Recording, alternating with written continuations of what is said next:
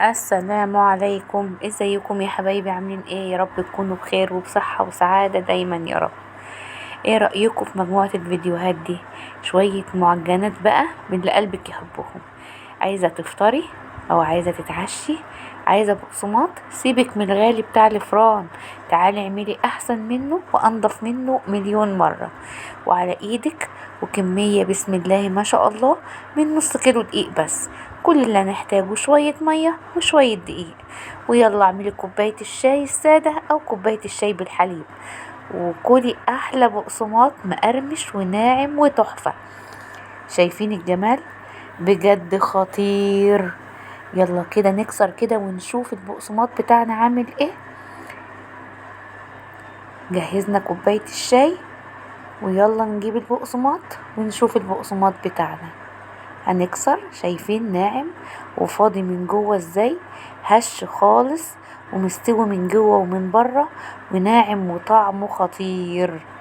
بجد يا جماعة طعمه تحفة تحفة تحفة، احلى من بتاع الفران واخف منه بكتير. يلا بقى نسمي الله، نصلي على الرسول صلى الله عليه وسلم، ونبدأ الفيديو بتاعنا. بس قبل ما نبدأ، يلا اعملي لايك للفيديو، وتعالي خديلك بقسماطتين وكوباية شاي. يلا شيري الفيديو وابعتيلي اصحابك، ويلا نشوف الطريقة. انا هعجنه في العجان. معايا كوباية مية دافية، هحط عليها نص كوباية زيت، وهضيف معلقة سكر ومعلقة خميرة. بجد يا جماعة طريقة سهلة وبسيطة، كل الحكاية شوية مية وشوية دقيق.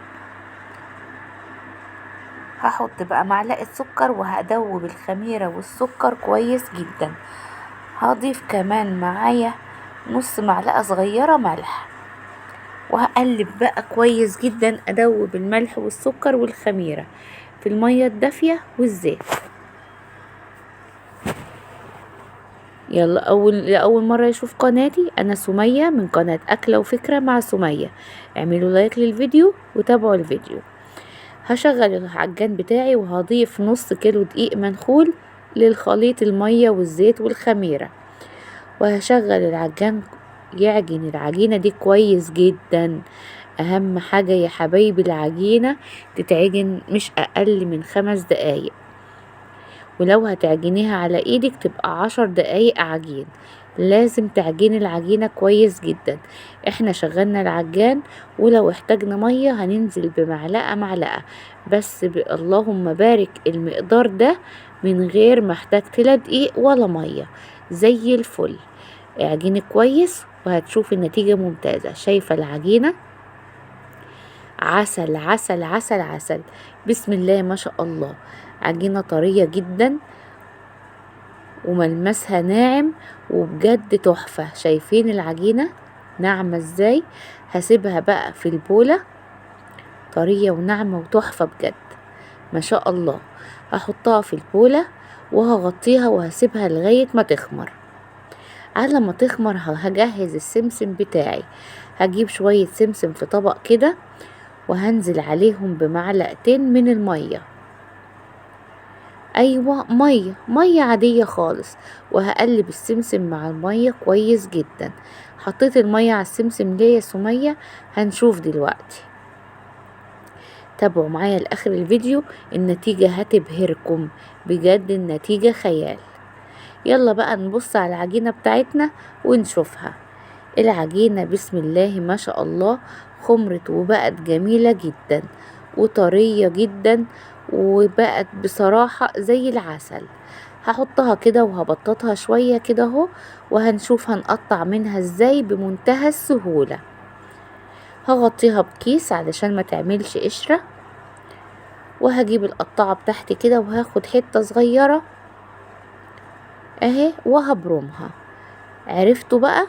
بنقطعها بمنتهى السهولة. ابرميها بالرفع اللي انت عايزاه، وهنجيب القطاعة وهنسويها من الجنبين. اقطعها تاني اهو. هقطع الكمية بتاعتي كده كلها على بعضها، وهنشوف هنعمل ايه. هسوي بقى الجناب كده، نشيل البوز ده عشان تبقى متساوية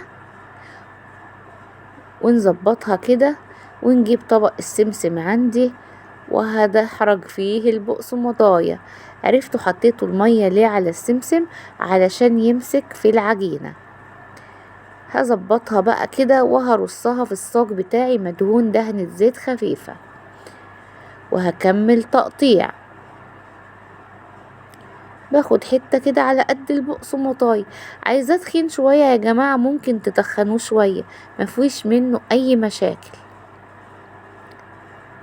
اعملي الحجم والسمك اللي انت تحبيه، انما اهم حاجة العجينة وتكنيك الشغل عامل ازاي. انت عايزاه تخين، عايزاه رفيع، عايزاه كبير، اعملي الشكل اللي تحبيه والحجم اللي تحبيه.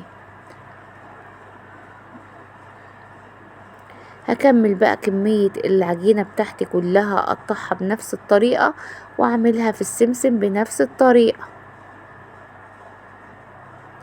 وارص في الصاج بتاعي.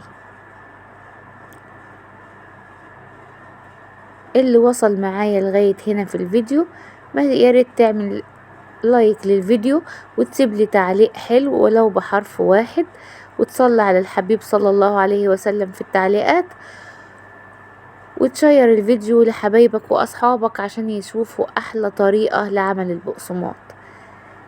هنشوف بقى رصيته اهو في الصاج وخمر زي ما انتوا شايفين، حجمه كبر اهوت وزاد في الحجم، عشان كده بقول لكم اعملوه رفيع بيبقى حلو. وهدخله الفرن على درجة حرارة 170 لغاية ما ياخد اللون الجميل بتاعنا، ونطلع معانا احلى بقسماط زي ما انتوا شايفين كده. ونعمل كوباية الشاي ويلا بينا بقى نقعد نحكي سوا ونغير ريقنا كده بالبقسماطايه وكوباية الشاي. احلى صباح واحلى مسا على احلى عيون متابعين في الدنيا. ما تنسوش تعملوا لايك للفيديو وتشاركوا الفيديو مع حبايبكم واصحابكم. واللي اول مره يشوف قناتي ياريت تعمل سبسكرايب للقناه وتفعل الجرس باللون الرمادي علشان يوصلك كل جديد وحصري من فيديوهات ان شاء الله. مستنيه رايكم في التعليقات، ويا رب دايما تكون وصفاتي بتعجبكم. اشوفكم ان شاء الله في فيديو جديد، واروح بقى اكل البقسماط واشرب الشاي بتاعي. اسيبكم في رعاية الله، في رعاية الله، مع السلامة.